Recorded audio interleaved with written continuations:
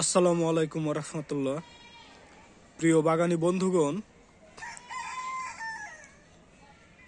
এখন আপনারা যে গাছটি দেখছেন এটি একটি আনার গাছ এবং এটিকে আমি হার্ড প্রুনিং করে দিয়েছি।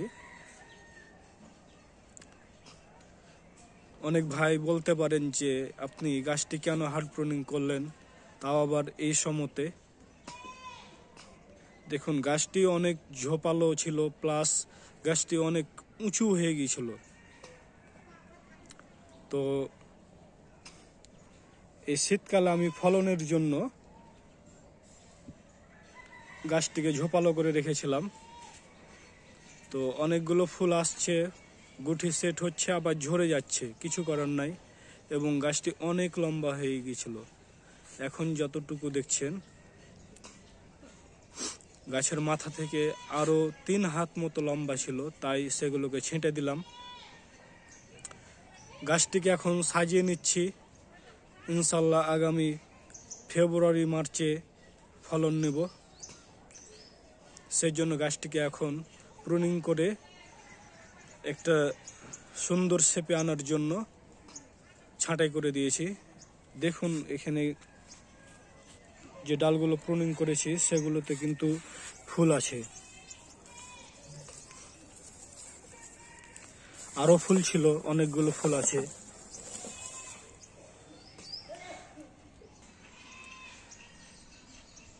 বন্ধুগণ, এটি আমার আরেকটি আনার গাছ, যেটি প্রুনিং করা হয়নি। বর্ষার ফলনের পর গাছটি ঝোপালো ছিল, তাই মনে করছিলাম যে এখন শীতকালের জন্য ফলন নেব।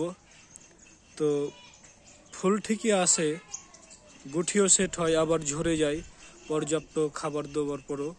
কারণ এই সময়টাতে আনারের পাতা ঝরে, প্লাস ফুলও ঝরে, তাই কিছু করার নাই।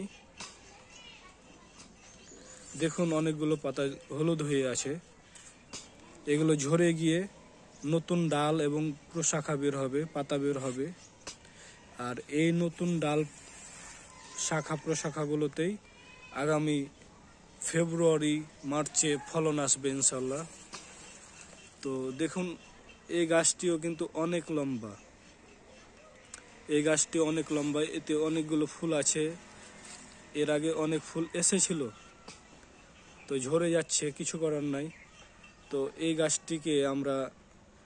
গাছটিকেও আমি শেপ দিব, এটাকেও সাইজ করে দেব। তো এই গাছটিকে ভালো করে খেয়াল করুন যে গাছটি কতটা লম্বা।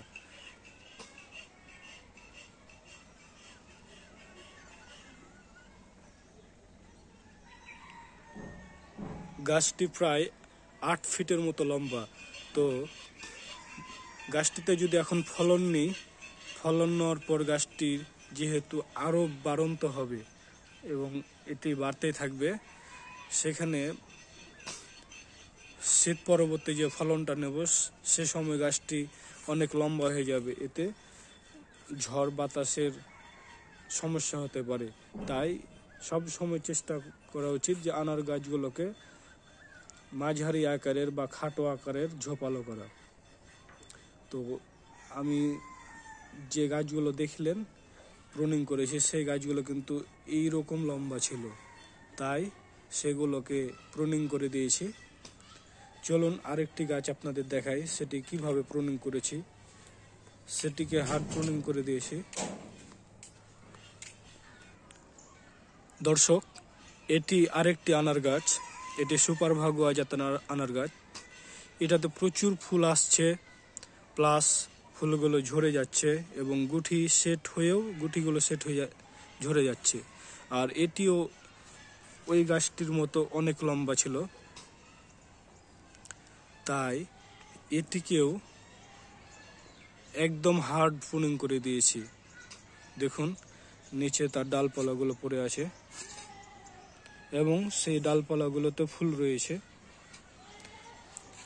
কারণ গাছটিকে এখন সুন্দরভাবে যদি শেপ দেওয়া যায়, তার পাশে যে গাছগুলো আছে দেখুন কি সুন্দর শেপে আছে।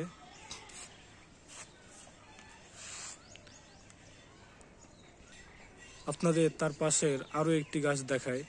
এইগুলো আগেই ছাঁটাই করে দিয়েছিলাম, প্রুনিং করেছিলাম। এবং এগুলো ঝোপালো আছে। মাশাআল্লাহ, দেখতে খুব সুন্দর লাগছে। এবং এগুলোতে আগামী ফেব্রুয়ারিতে ভরপুর ফলন আসবে ইনশাআল্লাহ, এবং শীতেও কিছু ফলন আসতে পারে।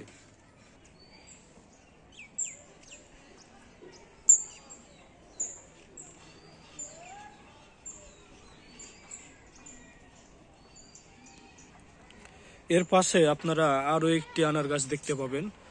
এটি হচ্ছে গ্লোসারোসা ভেয়া। এটিও অনেক লম্বা হয়ে গিয়েছিল। এটা তো ফুল আসে এবং ঝরে যায়, প্লাস একটু লম্বা হয়ে গিয়েছিল বেশি। এই জন্য এটাকেও প্রুনিং করে দিয়েছি হালকা করে। ইনশাল্লাহ এটিও ঝোপালো হবে, ঝাঁকড়া হবে।